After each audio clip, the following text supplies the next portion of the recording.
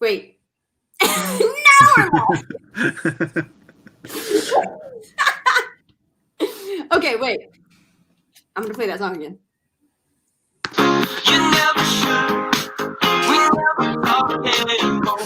All right, and we're live on Interchain FM. That was a snippet of my favorite song of RAC's, and we have him on our show right now. Welcome. Thank you for having me. I'm stoked to be here. I love that this is live. I appreciate that. Yeah, so what we started doing for this podcast is we started streaming it to Twitter directly and on YouTube. So we have more coverage that way. Awesome. I love it. Yeah, so welcome to talking to the Cosmos people. I know that you're a total ETH head. You're a musician by day and DeFi degen by night. So yeah. I did this like interview for CoinDesk recently, and there was like a video thing, and they put me like in the title card or whatever, said yield farmer and musician. I was like, okay, all right, I guess that's who I am now. That is going to be a profession in the future. Don't worry. Do you check the ordering of those two identities? Or? It was. I mean, I guess maybe these days. Well, maybe not so much like the past couple weeks, but like the summer has been kind of intense and you know, pretty heavy on the yield farming, but I find myself getting a little more into the creative side lately. So it feels good to be back, you know, back to making music. Are you open about talking about your yield farming yields? Like, how about, you know, how's the harvest been this season?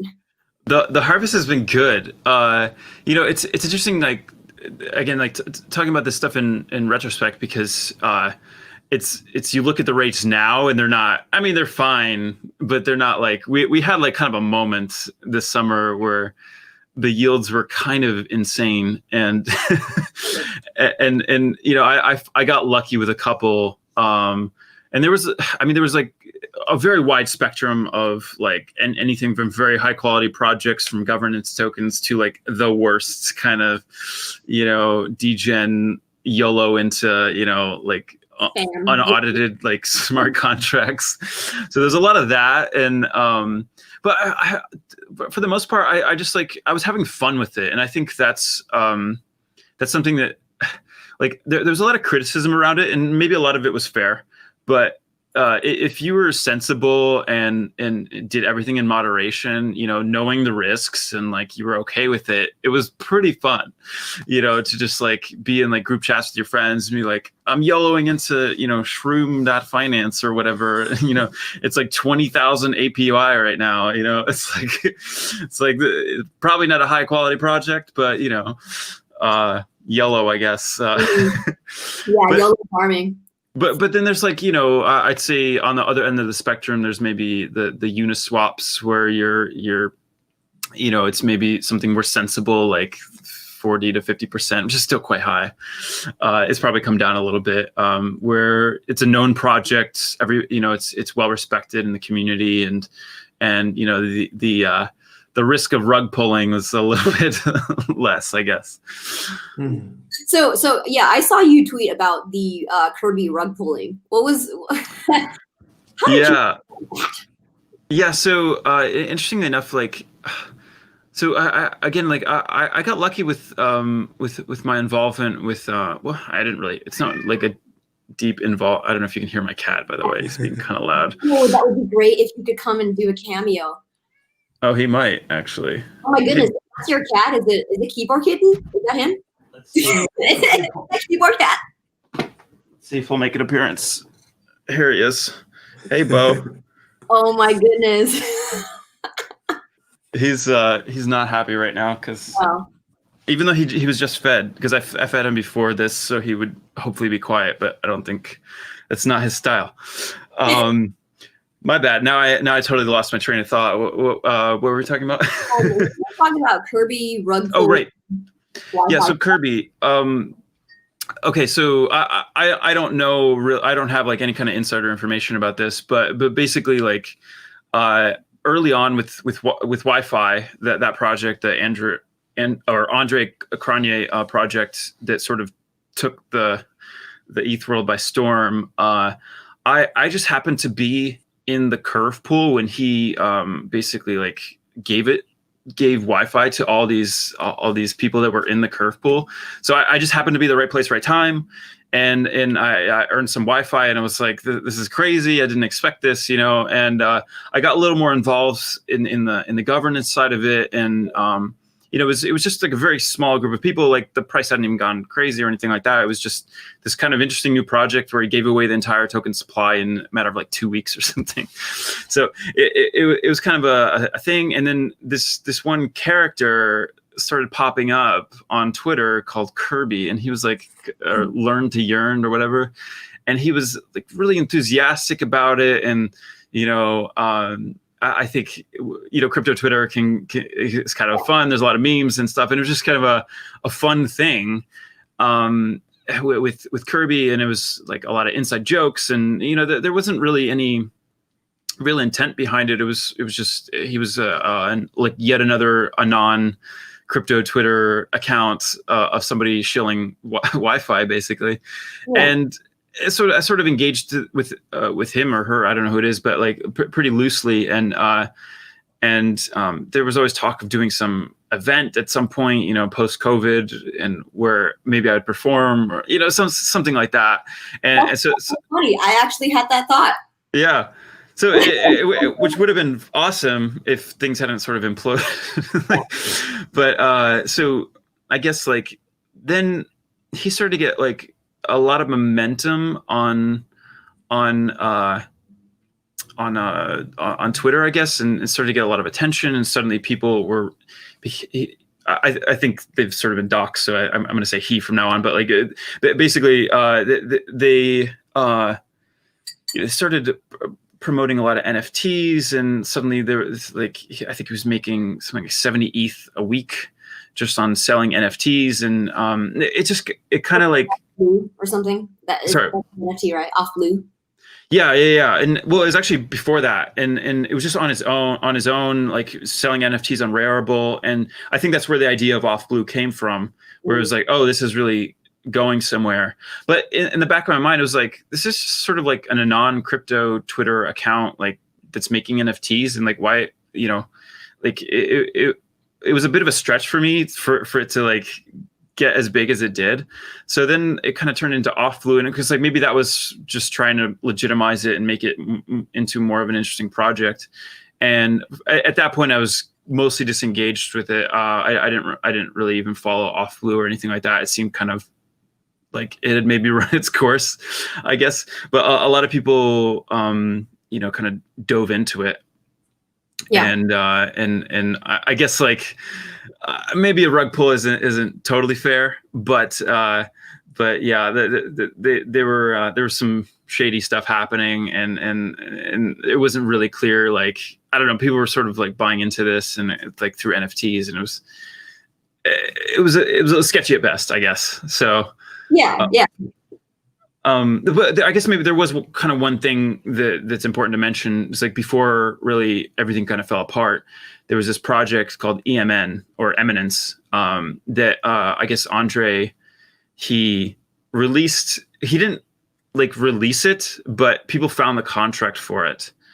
And a whole bunch of people, like I think like something like $15 million, like jumped into this unaudited account like that.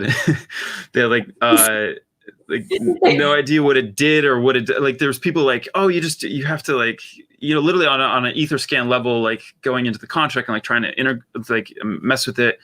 And it turns out it was just a stable coin, and there wasn't supposed to be like price speculation around it. So a whole bunch of people lost like a lot of money. Somebody figured out not a hack, but they kind of like they were able to game it and sort of drain the account of like all the money of like $15 million.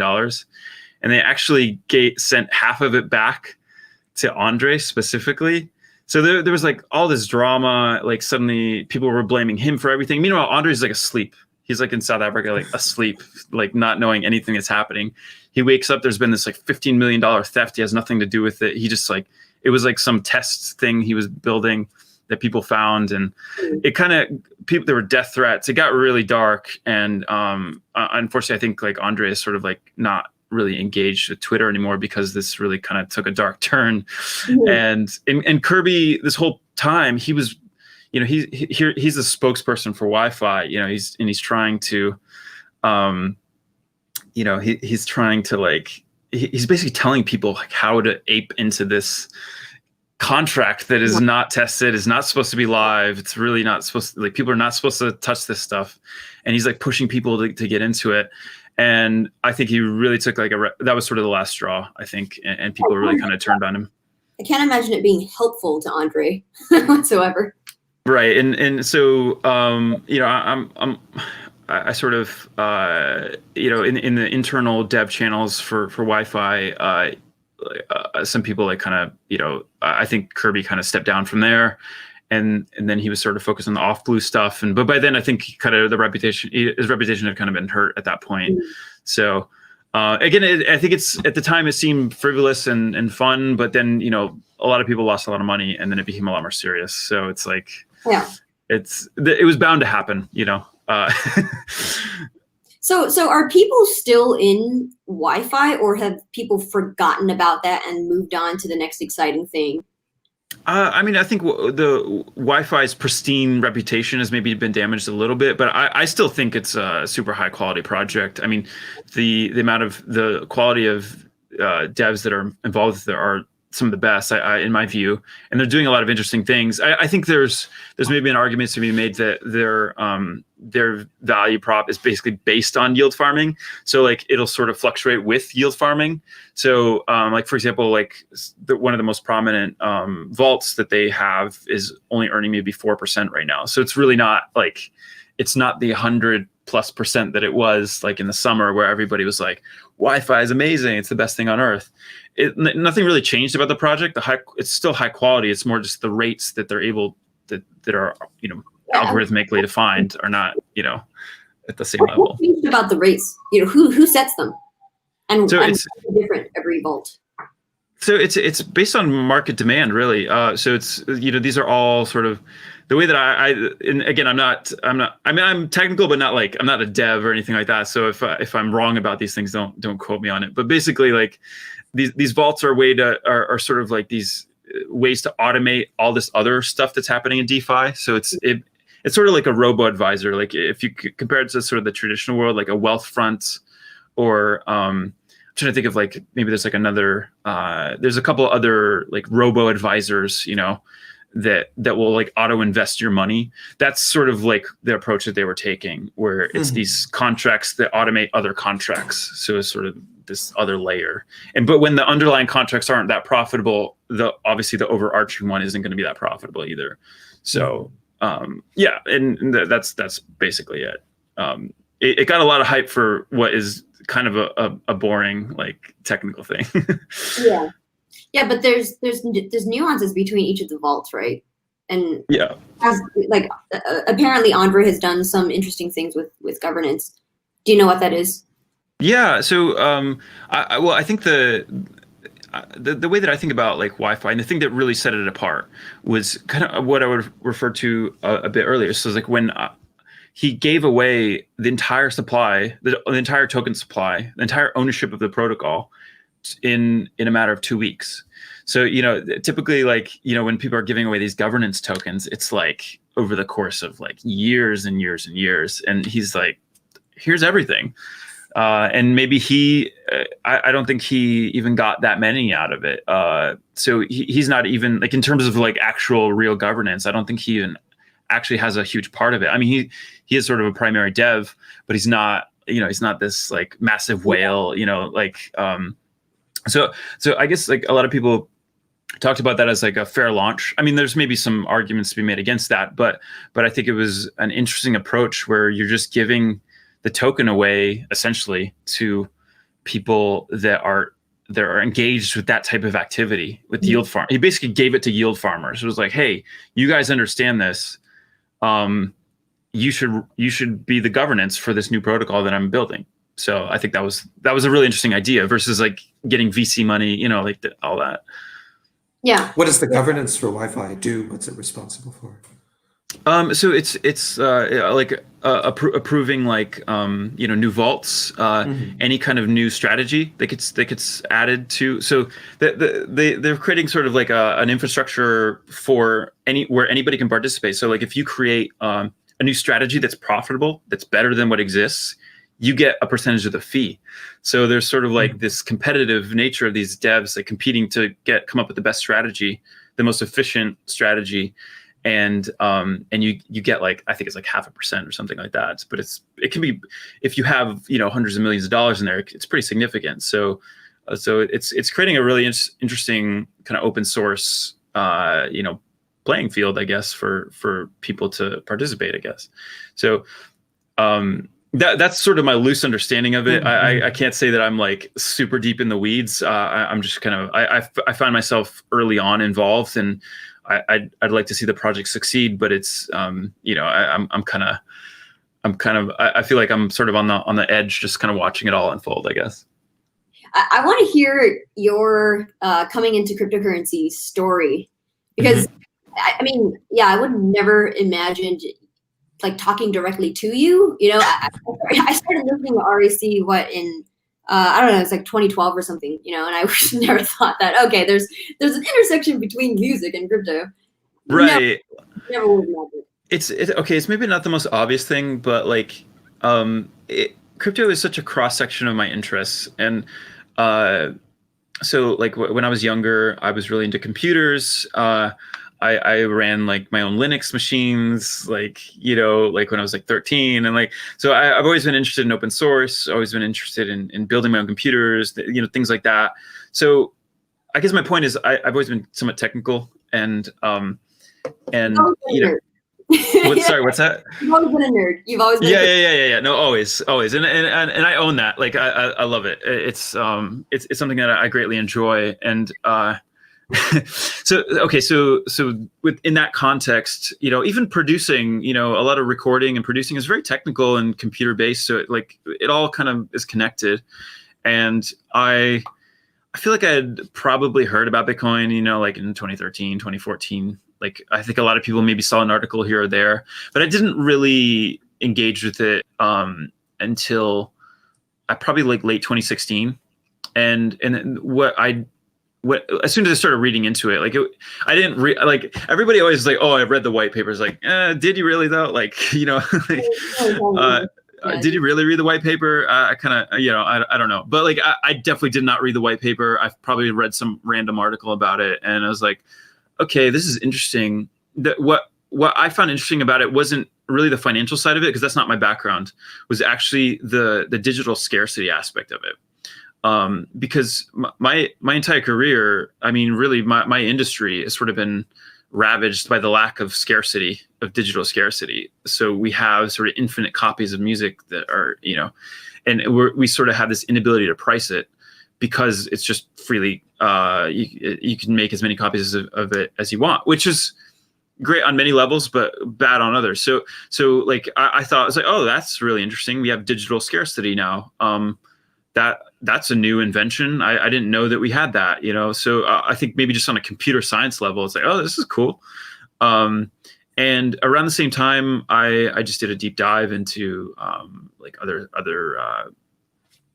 sort of, I think maybe like I bought some Bitcoin, and then like classic, like on Coinbase is like, what's Ethereum? Like, let me look into this, and then I stumbled on a video of Vitalik talking about very high level Ethereum stuff. It wasn't like a deep technical dive, but I was like, oh, this is really interesting. It's sort of generalizing that, sort of consensus mechanism to basically anything, and and basically making it programmable. And it was like, oh, this is fascinating. Like, this is really interesting. I didn't know anything about it. I didn't know about scaling or any of the issues that sort of plague it now, but I was fascinated by this idea of sort of like shared infrastructure, like a system that we all share, like a data layer, basically like a metadata layer that we all share, that no single party controls. That is like the idea of having open source software built on top of it. This sort of like public good type of type of thing that would solve so many issues in my industry. And that's sort of where it started. It was like, oh, this is this is fascinating. Like, this is really interesting. And my first thought was like, okay, who's building any kind of music application? Is anybody making music applications on top of this? Because I think it's really interesting, not just for the currency aspect of it, but like, again, for that sort of open source shared infrastructure layer. And again, so okay, like when I get into the music industry, I can easily spend like 4 hours talking about the problems of the music industry, and like that can get pretty dull and boring. But like it's a very broken system that is sort of riddled with intermediaries, and so like this was like a really obvious solution to that for me. So that's sort of my introduction into that world, I guess. Yeah, could you give us a TLDR of the problems of the music industry? Because for most of the people listening, they're not aware of them, and my only awareness is a collection of tweets. I pay $10 a month for Spotify. I get all the music I want. What's wrong? Right. Like, okay, like from a consumer layer, like it's an amazing experience, right? Like, 10 or $15 a month, you get access to all music most of the music ever created. Like, I think that's an amazing thing. Like, what a time to be alive where you can do that, Unfortunately, the business side of how that works, and it's not just Spotify. It's sort of like the underlying industry is built on a model that doesn't work for the internet. So that was sort of made for, that was already sort of toxic before the internet, and that sort of became 20 times worse with the internet, which is because basically, like, so there's three companies. There's Universal, Warner, and Sony, and they control about 80% of music. And so they like prior music and most of the music that makes money in today's age is sort of put out by them. So they're a big player. So it's effectively a monopoly. And we've had this monopoly basically since since the 50s, really. it's kind of your commissions, right? Sorry, what's that? And they take a huge cut of your profit. Yeah. So again, like there's a lot of nuance to this, but maybe like just to give you sort of the overarching version of it is like artists on average make about, I think, 12% of all income generated. So pretty low amount, especially when you're creating all of the stuff that people are actually consuming, right? So it's a very low percentage, and you're also paid last, maybe sometimes like 2 years later. So the whole like system is sort of stacked against you, and it's been that way for a really long time, and there's on the industry level, there's no incentive to change, because it's sort of like efficient enough that they make money, and they have enough artists that will just want to suffer and do it, that it just keeps the turnover, kind of moving along, and there's no incentive to change it. So I guess like we're kind of stuck in this impasse where our artists don't really have, it's sort of a binary choice where it's either you participate or you don't. And if you do participate, you sort of have to accept their terms. And it's just a really unfortunate situation. There's so many nuances. There's ways to sort of get around this, and there's ways to go independent. But again, generally speaking, the odds are stacked against you. What is the primary leverage these three companies have? Is it control over distribution channels, marketing? Like what can't they be? What function do they perform that can be easily replaced or repeated? They have their hands in everything. They control everything. They control distribution. They control marketing. They control basically any point. They've just been sort of the incumbent player for so long that, for example, like I've been signed to a major label. I've gone through that system, and I saw how it works. And it's amazing. Like they have so much leverage. It's crazy. It's a well-oiled machine for them, And so for example, like every commercial that you see on TV or online or whatever, most of the music is licensed by a major label. It's very rare for an independent artist to get a placement like that. So it's like they can, at every step of the way, they sort of control a very large portion of it, and they can sort of. Okay, it's like sometimes when I talk about this stuff, it sounds a little bit like tinfoil hat. You know what I mean? Like it's like it sounds like this big conspiracy, but it's just sort of like the situation we're in, and we've been in this for like a really long time. I don't think it's that much of a stretch to understand that, like, if you control 80% of music, that you have some power, and they just do. So so they have their hands in literally every aspect of the business, and they use that to their advantage. And what's the artist's alternative, if any? So the artist's alternative really right now is to either go independent, which you can do that. And there are a couple examples that are successful at doing that, but it's sort of like, to be successful in that way is an anomaly. It's not, it's not a given. It's actually arguably much harder.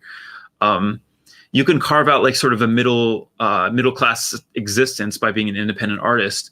But if you want to play in the big leagues, basically, you have to play the game. You have to go through the big players. And that I wish, like, I wish that through the internet we had sort of broken through that. And we had a couple moments where we almost got there, but the in the end the incumbent players kind of prevailed. So so for example, like Spotify, again, like amazing consumer experience, no complaints there. I'm a Spotify user, like I think it's fantastic.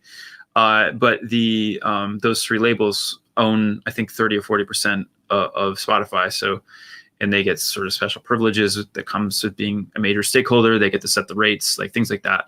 So, and we also have a lot of like kind of freemium models that don't really make sense for music. And yeah, there's so many layers. Like I feel like I could talk about any aspect of the music industry and sort of unpack of like why it doesn't work. But like I guess like as an independent artist, you have pretty limited options. You have like people that have really good intentions but have no power at all. So like when people often talk about sort of the long tail, like I think I forget what the exact numbers are, but I think the long tail, as in like the non-major label artists, I think are fighting over like a very small percentage, maybe a 5 to 10% of the income.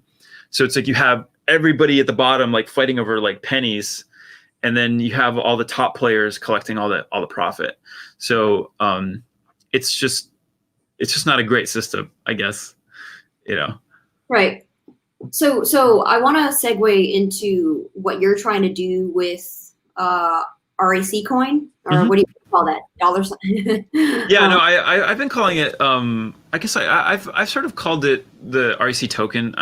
This is all very new, by the way. So this is sort of a new project of mine.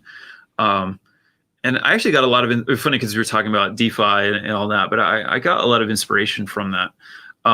So the whole approach with the RAC token is it's a couple things, but it's basically like a rewards program. I'm calling it a community token, as in I'm basically giving it to people that are a part of my community, that are sort of my super fans. It's sort of a token for the fan club of the future, if you think about it that way. So it's which a lot of them are not crypto natives, so I'm taking it slow. I'm just trying to basically see what people are engaging with, like what they want to do, and the whole idea was basically to find people that were the most engaged. So for me, it's like people on that subscribe to my Twitch channel, or subscribe to my Patreon, or bought merch, or basically everybody that bought a song on Bandcamp, dating back to 2009, so like basically like giving people tokens that didn't do it for the tokens, but that participated, that helped me along the way. It's like let me give them a piece of ownership in this community, and let's try to through this loose sense of ownership, that let's try to build something for ourselves. And I guess the whole the whole thinking was, if we're seeing like DeFi projects, or really just crypto in general, like all these different platforms, and there's, when you own this token, there's a sense of stickiness to it, right? Like you feel like you're a part of it, and sometimes that manifests itself a bit negatively in tribalism and all that. And by the way, like I am kind of an ETH head, but like I definitely believe in like sort of a multi-chain world. Like I want to see this whole space flourish. Like I don't think Ethereum is like the answer to everything. That would be kind of ridiculous, Yeah, that's kind of the Cosmos reason. Right, it is true. Like it's like we should really be all working together instead of like in fighting. Whatever. I mean, I think a lot of people share that view. It's maybe just a vocal minority that get maximalist about it, but I guess what I'm saying is like I saw something happening where it was like this level of cohesion and this level of sort of community building around like financial applications. And I'm like, okay, that's awesome, but like that's kind of a bland subject, for the mainstream. And like when you apply that to something cultural, and it may be small, I don't know, but like that idea of applying a token, that like glue to a community around something cultural, I was like, this could be really interesting. It's not financial in nature, and it's not trying to be. Like, it's not like, like going to the moon, it's not like that. But it's more about just like earning something for participating, and again, it's not really meant to be a currency, but it's sort of a representation of your contributions to it. It can be a lot of things, and that's primarily what I'm stoked to discover. And I'm also like, I'm not going to sit here and say that I have it all figured out or anything like that. What my real point was just to get it out the door, get it into the hands of people that I care about and that care about the project, and be like, okay, we have this now. What do we do? Like, what do we want? What do we care about? And that's sort of where we're at. We're like 2 weeks into this. So, Are there particular kinds of collaboration you're hoping this will engender, or particular things you think people might do with? Yeah, I mean, I think, I think a lot of it is coming from internally. So it's like, for example, like we play a lot of games. So as part of like my Twitch channel, like sometimes we play games like after I play some music, or I could see a situation where you win X tokens for winning a game, or like or if somebody contributes like a funny GIF in the Discord, you can tip them tokens or whatever. Or there are certain permissions that you get by having tokens. Some things that I want to do is like I want to tokenize ad space on my Twitch, because my Twitch is public, obviously. So anything as small as like a shout out, to like a full blown sponsorship could be used with those tokens. Basically anything that is sort of community related, I feel like you could kind of throw it into the mix. It's almost like I don't love using this example, but it kind of works. Where it's like sort of like airline miles, or it's kind of like, or like Chuck E. Cheese tokens. Like it's just this club token. It's this clubhouse token, where it's just meant to be. It's for the people involved. It's not really meant to be for like the other people. I mean, I think there is a lot of space to build something that's more, obviously more Web3 related, where like maybe some NFT related stuff where you stake X amount of tokens, get some NFTs. Like there's room to play with that, but I think at this point I'm really just it's sort of just an internal little thing that we're playing with, and gonna keep iterating on it to see what people actually want to use it for. Really is sort of my intent. So it's kind of a test trial phase of just seeing what people do with it. If someone wanted to pay you for a concert, could they use RAC tokens to pay you? Well, so I have been thinking about so the whole approach is like, okay, like let's keep adding utility to it, right? So that could be a utility for it, where it's like, yeah, maybe it's like for a concert or I mean that's like maybe on the extreme side of it. But yeah, because you'd have to, I'd have to like figure that out. But like, I think the idea of sort of redeeming tokens for something that is, that is valuable to them could be interesting. But yeah, there's maybe some logistics stuff that I like have to like figure out. Again, like the emphasis, I'm trying to take the emphasis off from the financial side of it, because that's sort of something that I've been thinking about. It's like there's so many tokens that are sort of financial in nature, right? I mean, a lot of them are, and there's always going to be a side of it that is financial, but I really sort of want to emphasize all the other applications, because a token is just a token. Like it can be just a community thing, you know. It doesn't have to be a currency, perhaps, you know, if that makes sense. Yeah, I actually wonder in the future if this could evolve in a really interesting way, because I'm just thinking about so this would be an evolution of like personal tokens, right? People would launch like their own personal like labor tokens in the past, like circa 2018, and they're launching this thing, and you're able to redeem like 1 hour of their time, for example. And this, to me, you know, based on seeing what's sort of emerging this year with what you're doing, there's another artist. She's called Coin Artist. Yeah. What she's doing with Coin, and then there's someone else. He's June.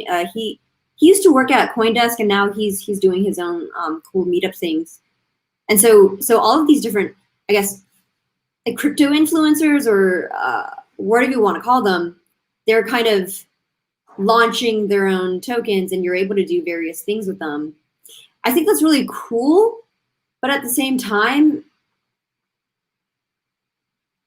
you could extend that. Like if you're saying that, okay, my brand is my name, right? My name is, Tango. It's become a brand or whatever. It's like a personal brand. And now I could like tokenize it. But then like, what happens if in the future we could do some like real cool thing with like a top level domain or something with like a handshake protocol, and then now suddenly you could do peer-to-peer transfer of content, and people could pay you in your token to redeem like a little packet of Hollywood, the song, right? Yeah. It's like in a really peer-to-peer way.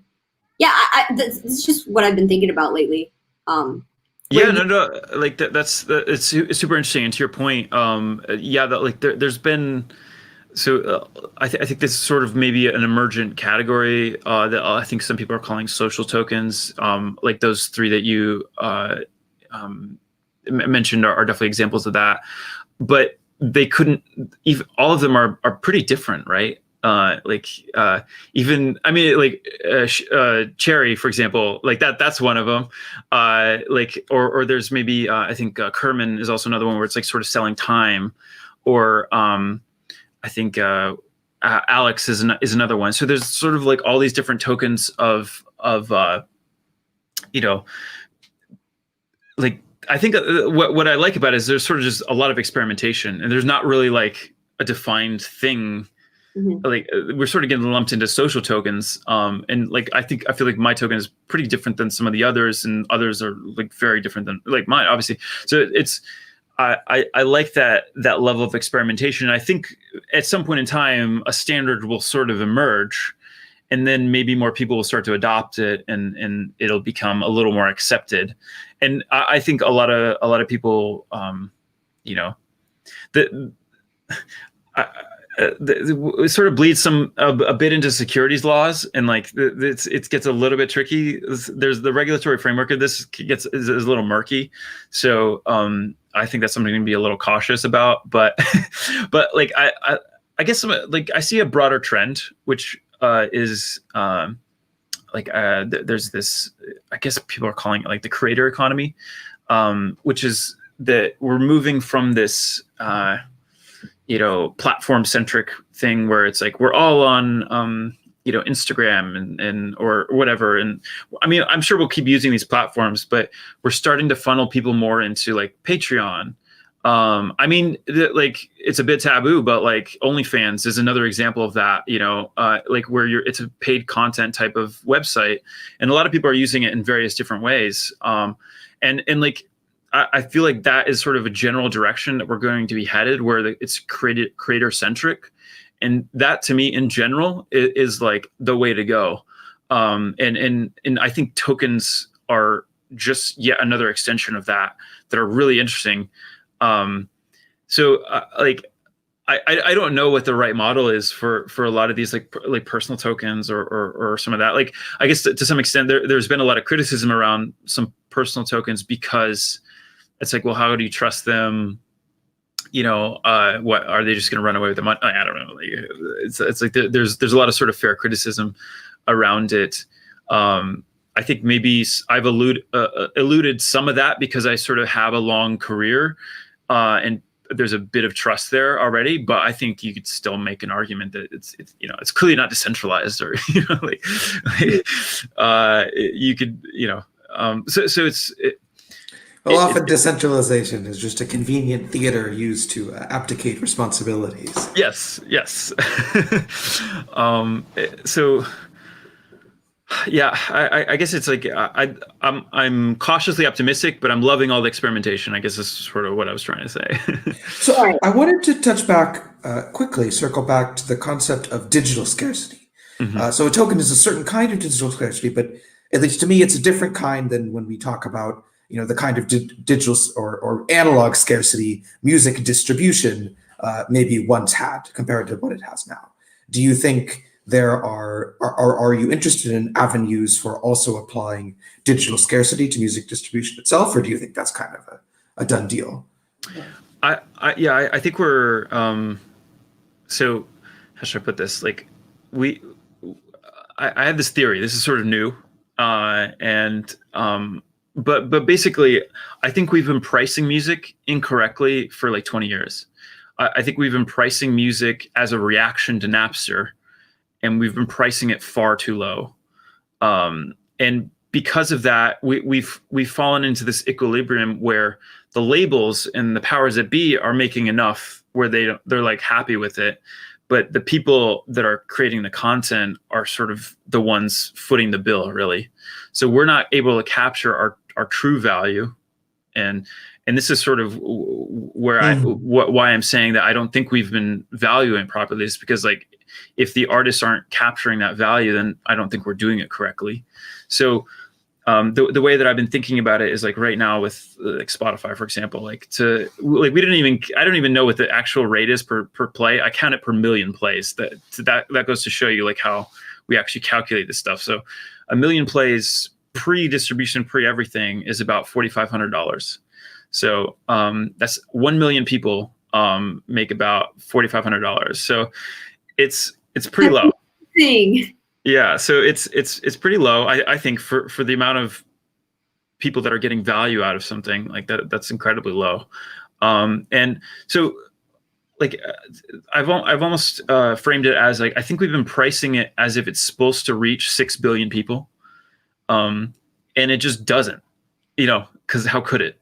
Every song. So it's sort of like every song is priced to fail. You know what I mean? So I think that there is to your point about scarcity, I think there's something to be done here in terms of maybe it's creating artificial scarcity.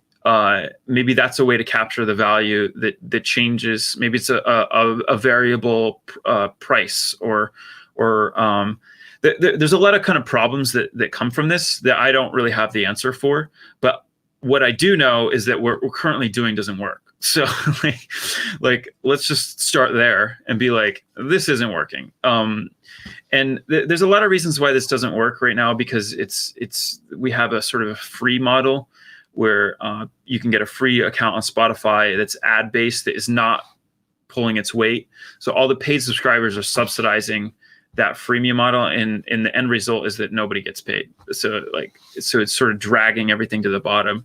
And I think that the freemium model should be an option that you could opt out from, and right now you don't, so you can't. So I would personally make a couple songs free and then have most of my catalog behind a paywall.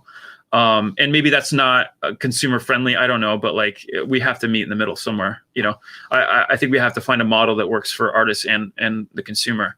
So, like for example, the argument that I make is like, you know, if you pay for a Netflix subscription, you don't get every movie ever made. You know,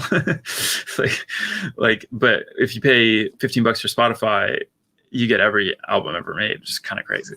And you know, that's a lot of it's a lot of work that goes into these albums. You know, Sure. I mean, I think an anecdotal thought experiment illustrates your point pretty well. If there are other choices, right? There's competition in the market, but if it were the choice of Spotify or nothing, I would pay hundreds of dollars a month for Spotify, right? Rather than live for a month without music. I mean, right. Well, there's a clear differential between the value and the cost. Yeah, I did the math. Let me see if I get this right. So, okay, I think on average, the average person consumes about 26 hours of music per week, and that ends the amount you're paying for that. I think ends up being about $3 a year or something like that,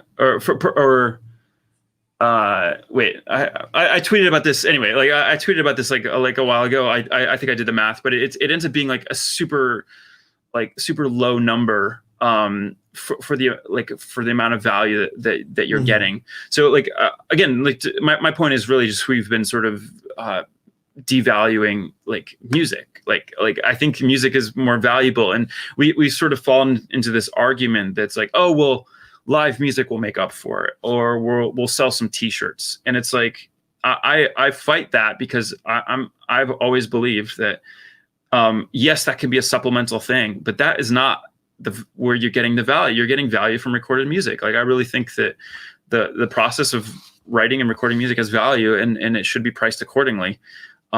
It's intellectual property. It just has value. I don't know like how else to put it.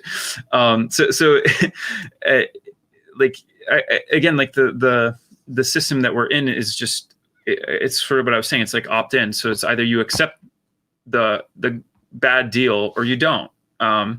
And either you reach the majority of people and collect a little bit of money, or you don't. And it's kind of just a really difficult situation, and one that and I think one of the other more difficult things about it is that it's like the people that are involved in this, it's like I don't think they're malicious. I love the people that I work with in the music industry. Like everybody loves music. It's sort of just I think we're all guilty of perpetuating it, and there's no incentive to change it. So we're sort of stuck, you know, like until. But on the optimistic side, I think we're at a moment of like disruption, like where something can come in and really change things. Because I can say this for a fact. I don't know one single artist, like literally, I know a lot of people. I don't know one single artist that is happy with how this is going. So yeah, I don't know what that says.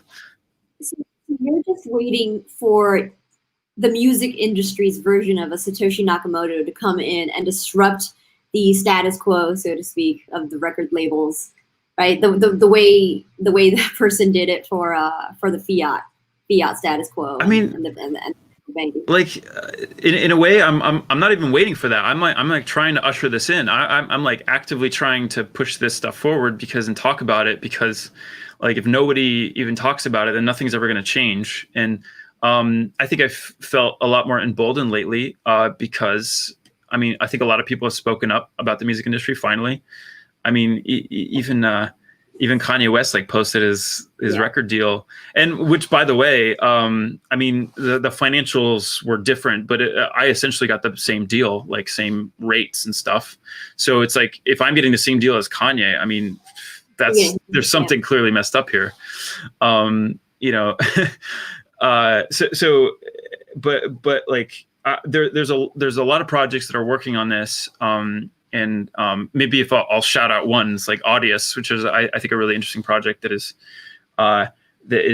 trying to change this, at least one of the main issues, which is pricing.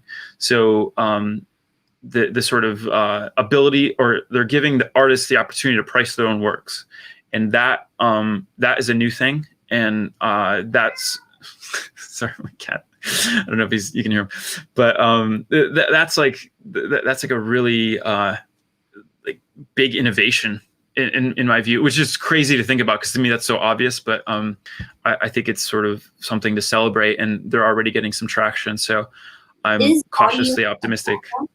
Is Audius a platform? Yes. So Audius is essentially it's a decentralized platform.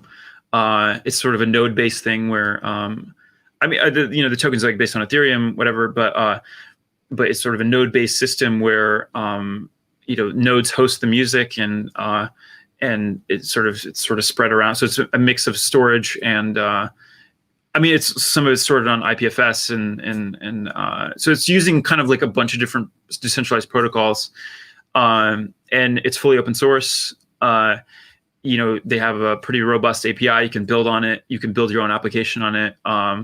And it's they're actually launching a token on Friday. So it's like, and it's actually going to be sort of like basically like given to the people that participated in it and the artists. So it'd be sort of like community and artist run, which I think is also like a really good approach. And they have I think they have something like 750,000 monthly users. So definitely not small. I mean, it's, very far from Spotify and SoundCloud and all that, but it's definitely growing pretty quickly. So I'm pretty optimistic about it. And my whole argument that I've made about these types of protocols is like, you have a really unhappy artist base, and then you bring in a platform that works, it's functional, it's great, it's very artist friendly.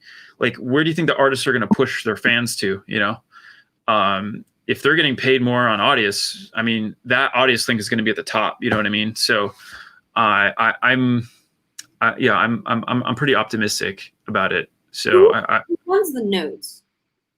So I think it's like basically anybody can run a node. So it's sort of like similar to how a lot of blockchain systems work. I don't know if it's a permission thing. That the technical side of it is a little bit beyond my understanding, but I think it's similar to many other blockchain projects where it's sort of a node-based system.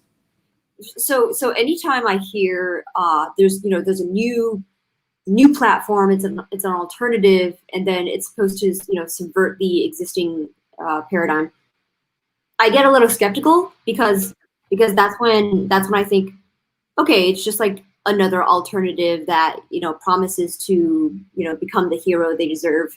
But then in the end, over time, as they kind of gain mind share and kind of like stratify their position, they turn into they end up cornering the market. Same as how what happened with Twitter.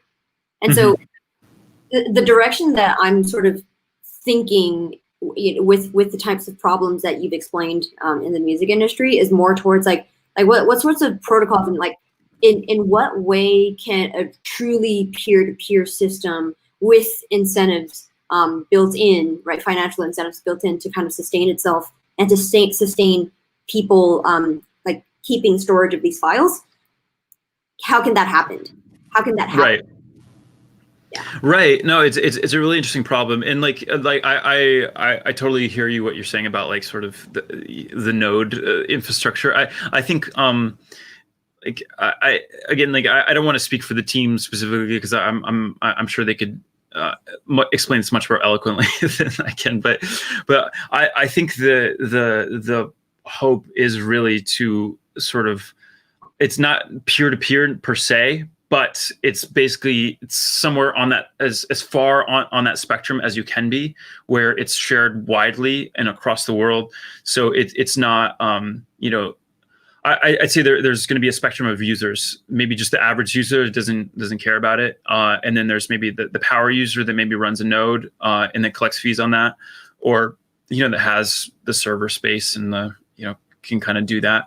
But so I think their approach is, well, the other thing that I'll mention about them is they like if you go to their website, you wouldn't even know it's crypto. Like I think that was a really interesting take on it, because it's sort of abstracting the technological sort of interesting side of it for like maybe people like us that appreciate that. But it's the end user doesn't care as long as it works, right? And if they know that they're getting paid fairly, I think that's ultimately what a lot of the users will care about. And I think it's like sort of like why do we have decentralization for a music application specifically? It's because every centralized service that came before eventually got pinned down by that incumbent industry that I talked about. It happened with SoundCloud. I kind of alluded to this, but SoundCloud was we had a real shot with SoundCloud. SoundCloud was like close to being the real independent player that didn't have, was sort of free of the shackles basically.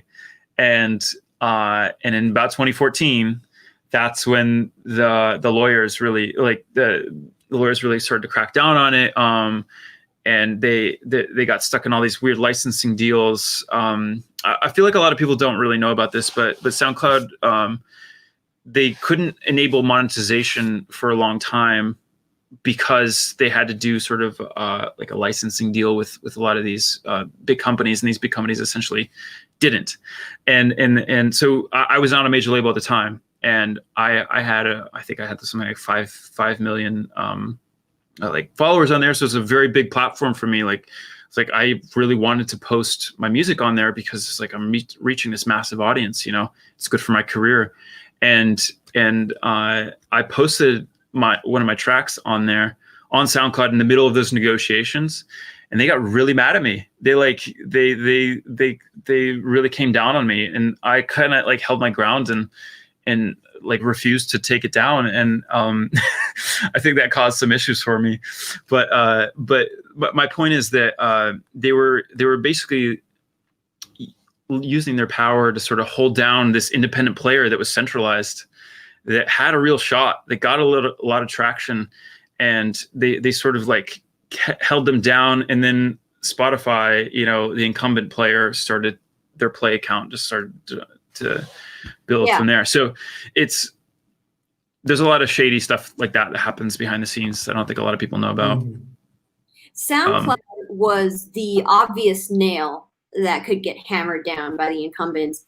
And that's the whole purpose of this decentralization technology, is that it's like it has this cypherpunk ideal behind it, which is if it's really decentralized, if it's truly decentralized, and you cannot nail down a single entity, then you cannot shut it down. And I think that is going to be the thing that takes over for content creators, for this like content creation economy in the future, including not just musicians, but even like people in the porn industry, sex work, like that. That's like a whole nother thing on crypto Twitter on its own. Like anytime the next protocol that is introduced that actually works with a clean UI and abstracts away all the technical blockchain bullshit, that's going to be the thing that solves your guys' problem.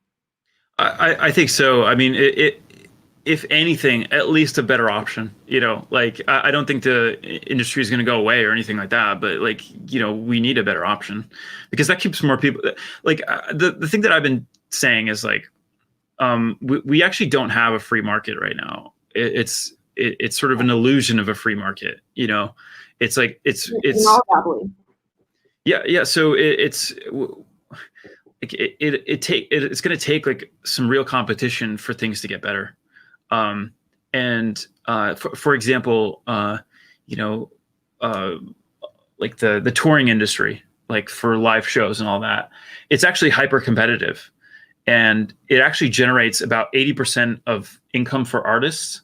So, like to me, that is sort of proof that if you apply a free market or a market dynamic and you let people compete, and that we find an equilibrium that works for artists and works for the industry. And like I don't think the live touring industry, I mean, it has its problems obviously, but it's not like a toxic relationship. It's like we work together. It's symbiotic, where artists get taken care of and the venues have profit, and like it kind of works, So like that to me is proof that like if we found something that works in the touring industry, but we still haven't found something that works everywhere else, because it's highly one-sided, So I would just like to see, if anything, at least a competitor that comes in and can, basically like challenge them, challenge this sort of like system and make things more fair for artists. Like I don't think that's too much to ask for.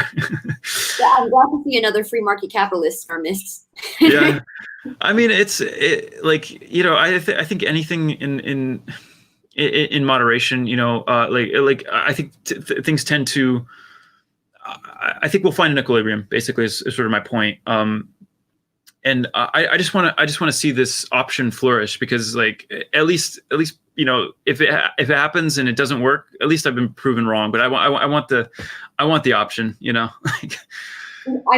Based on what I know about the technology that is available today, I do see this happening in the next 2 to 3 years. I think it will be ready and mature, and content creators will be able to really monetize on their reputations in a fair way. Yeah, I'm very optimistic about it. Like this I feel like COVID, for as terrible as it's actually been a turning point for a lot of creators, because it was like, okay, no, this isn't working. We have to figure something else out. You can't depend on live shows, right? That's right. There's none of that anymore. Yeah, exactly. So, and that was like one of the fair things in the music industry. So the fact that we lost that was like, then we're sort of reliant on this like super toxic relationship that we have with the rest of the industry. So, Sounds like really parasitic. Yeah, and so like I switched to Patreon, I switched to Twitch streaming, to all this other stuff, and it's actually far more profitable than what I was doing before. So it's like it's totally possible, and it's just proof that that this is just going to continue to grow. And we didn't even get into NFTs, but that's like a whole thing, a whole new sort of paradigm for me as well, which I'm really stoked about. If you could give an estimate of the size of this market, can you please do that? Because like in the early days of Bitcoin, people compared it to the size of the gold market, right? And so it was kind of like extrapolate the potential value of Bitcoin with that relationship. So yeah, what's the size of the market for the musician, the record label, or yeah. So how much value do record labels extract from aggregate? So the argument that I've made is like, okay, so I think they make about, I think the market size of the market is about 43 billion, something like that. And so it's not tiny, but I'd actually argue that they're so bad at their job that $43 billion for music, the value of music. Think about how important music is to daily life, how pervasive it is, how it's everywhere.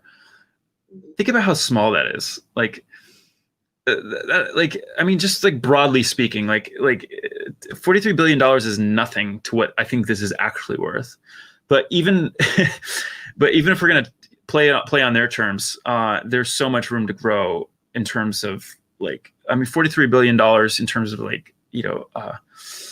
an economy of artists and all that. I think there's a ton of room to grow, but even beyond that, my argument is that, again, music is completely undervalued and is way, way, way bigger than what we're valuing it as. We just haven't found a good model to properly value it at. There's one thing that maybe I want to talk about real quick. It's like I did this project called Tape.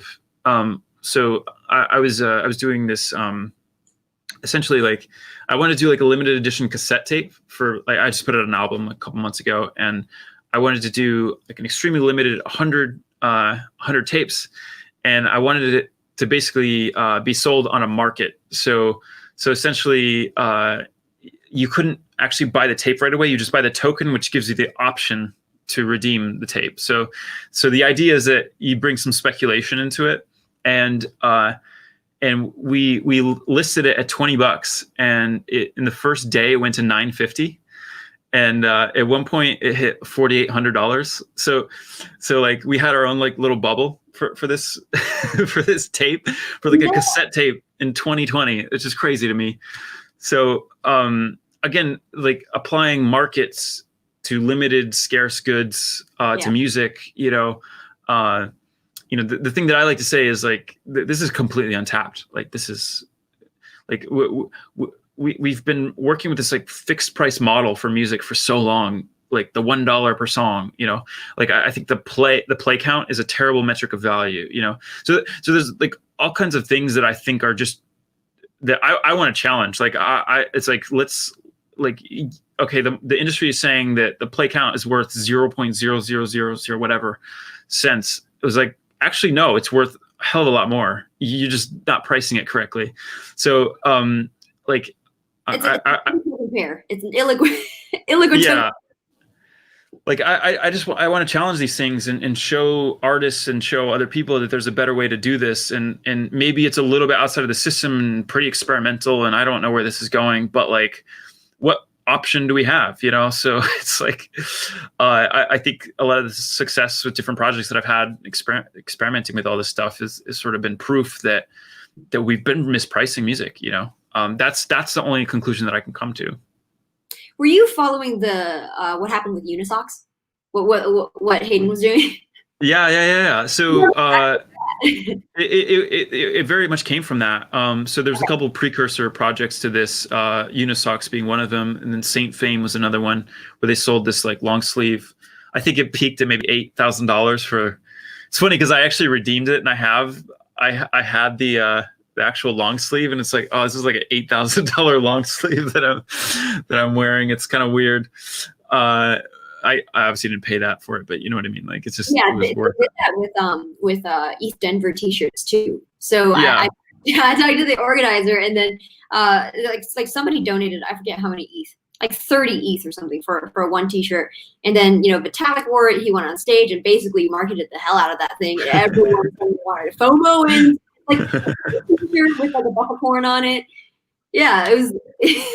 No, I love it. Like it's sort of like applying markets to culture, and a lot of people are scared of that. Like, you know what I mean? Like it's like, oh, it's sacred, it's culture, but it's like what world do you live in? Like like if we ignore that, we're just gonna set ourselves up to fail and let the predators come in and price things to their advantage. Mm-hmm. So I think we should be engaged with capitalism and like apply markets to culture and see what happens. You might be surprised. Like I'm not saying that $4,000 is fair for a cassette tape, but there was actually a period of time where like with that tape where the price went way up and then came back down and then went, it kind of fluctuated a lot. And there was like a period of like maybe a month where it sort of stabilized around 250 or something like that. And at the time it was like, well, I mean, I guess that's kind of fair. I mean, it's limited to 100, $250 for a tape. I mean, that's maybe a bit higher than what I expected, but like, hey, I mean, the market kind of decided and it stayed there. So but the thing is, like, if I came out and launched a cassette tape for $250, people would be like, you're insane. Like you're out of your mind. Like this is crazy.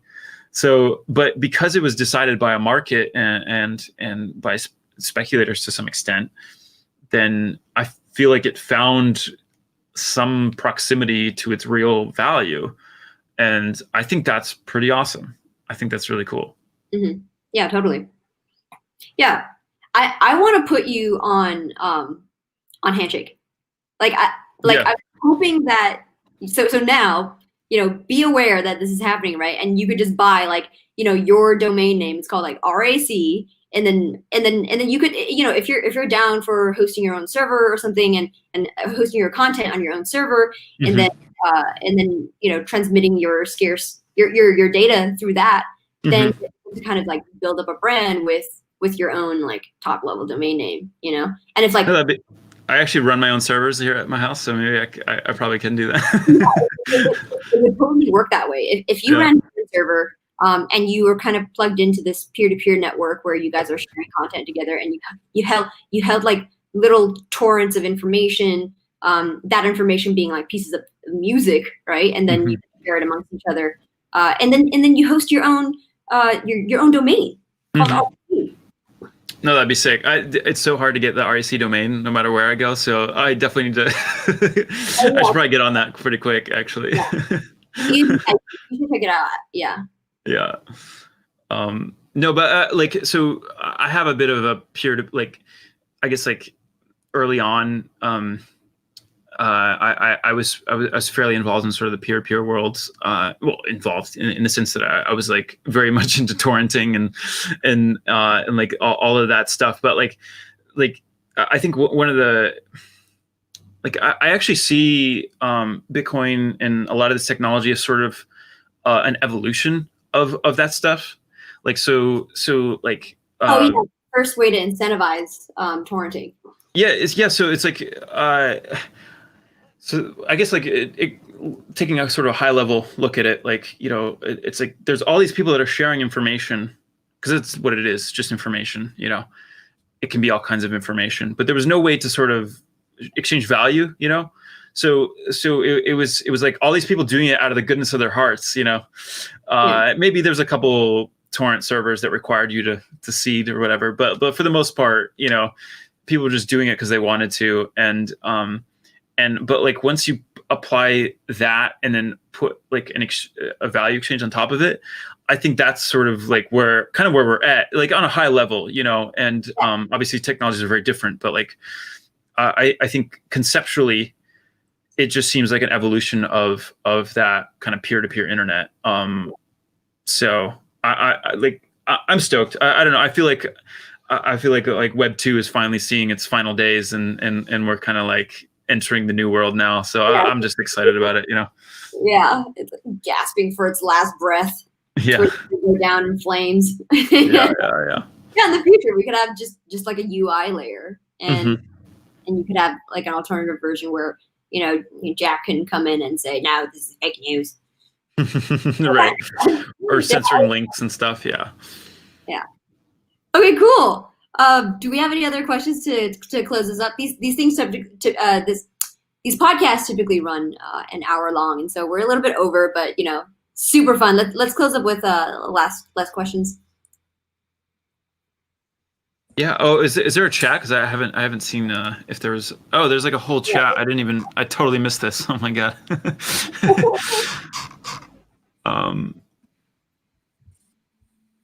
Let's see. So there was one comment about Audius being pinned down if there's copyright enforcement happening. So there's a couple ways. We can get into that other question too. I just wanted to mention real quick. So it's sort of there is a way like every node will have a DMCA interface. So like it's not meant for, you know, copyright infringement or anything like that. It's like, but it happens on the node level. So the organization is more of a sort of like they maintain the open source code, but and that's sort of their responsibility. But the node operators are responsible for complying with copyright laws, and there will be sort of an interface for them to do so.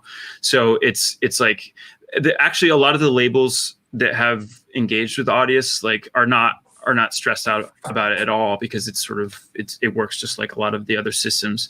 But there's one key difference, which is they're not able to control the protocol level, and I think that's really where a lot of the power dynamics are turned into like really negative situations. So that's just one key kind of distinction I want to make. But sorry, there was one question that you brought up. These intermediaries being. Do you see these intermediaries being disintermediated with just technology? What other social factors do you see playing a role, like legal awareness, DRM, infra, or anything extremely disruptive? It's interesting. As far as the DRM goes, I don't think we're going to a DRM world. I find that DRM is more trouble than it's worth, and I think its intent. I guess it maybe depends on what you mean by DRM, but so by the way, what we're talking about is digital rights management, which is sort of like copyright or piracy protection. I would argue, and I've made this argument before, is that piracy is not like is not an actual problem, or sort of piracy is failing is a symptom of failing to deliver what the consumer wants. I think most people, there's always going to be piracy to some extent, but I think most people, if they feel like they're getting a fair, if they're in a fair exchange, they will sort of default to that. And if it's a good experience, I think that's, why, like, to some extent, why Spotify works, is because on the consumer feels like they're getting their money's worth. Of course, the artists aren't, but they've pretty much eradicated any semblance of piracy. I mean, piracy is just really a non-issue at this point. And I feel like they could even raise prices considerably, and it still would cease to be an issue. So that's maybe what I'll mention about DRM. So I don't think that DRM is where this is going. But I guess to answer the question, it's a great question. It's sort of like, it's tricky to think about because this is more sort of like making predictions about where this is going. And I'll probably be like totally wrong about this, but I guess like it's sort of like there's a lot of intermediaries in the music industry right now that are, how should I put it? Like they're so backwards that they're still being executed by paper, by people getting on the phone and writing something down on a piece of paper. Like there's still so much inefficiency in this world because there's like every single different company has siloed data. Nobody shares information.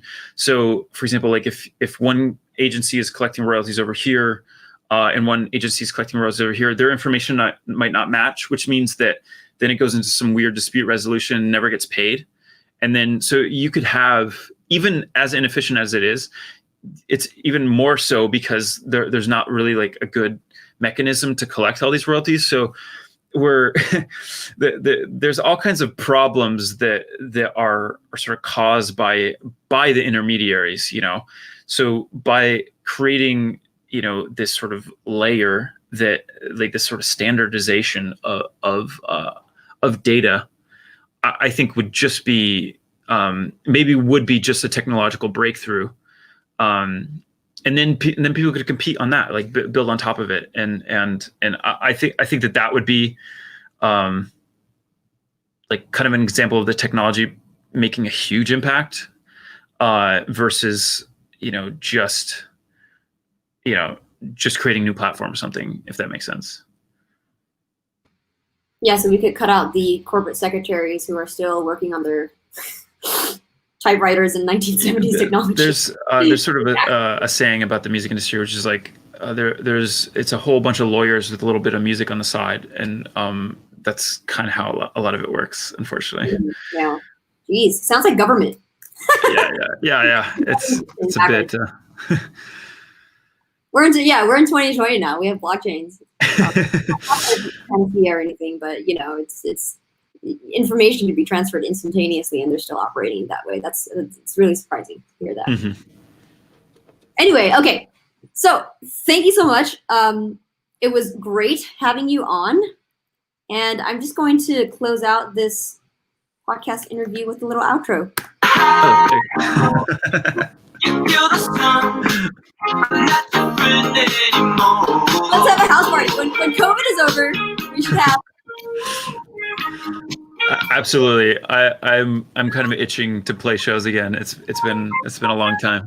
We should have a crypto RAC party. Yes, let's do it. All of our friends come and hang out. It's happening. Yes, we'll make it happen. Okay. Hi, everyone. Thanks for being here. Thank you. Thank you for having me.